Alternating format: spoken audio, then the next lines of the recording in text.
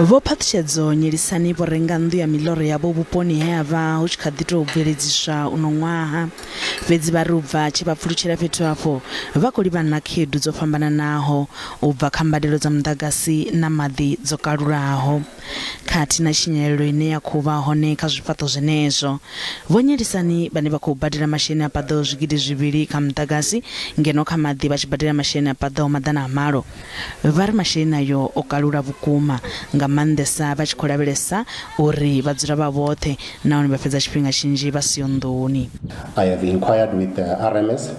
They told me that yes, it's true, I have high usage on electricity, and I asked them how is that possible because I live by myself. We even went as far as checking the neighbors. I've got neighbors that have 3 people or 4 people in the house, but they use less electricity than I do, which did not make sense. They work from home, their kids are at home during the day. I live by myself, I'm not at home. Vho nyelisani vha ri naho vha tshi shumisa geyser ya solar vha ri izwo a zwi khou vhuya zwa thusa u fhungudza masheleni ane vha badela mudagasi. Maybe, I don't know if it's the use estimation based on the yard size, but I'm hardly at home. I don't use water. The only time I use water is in the morning when I take a shower and in the evening.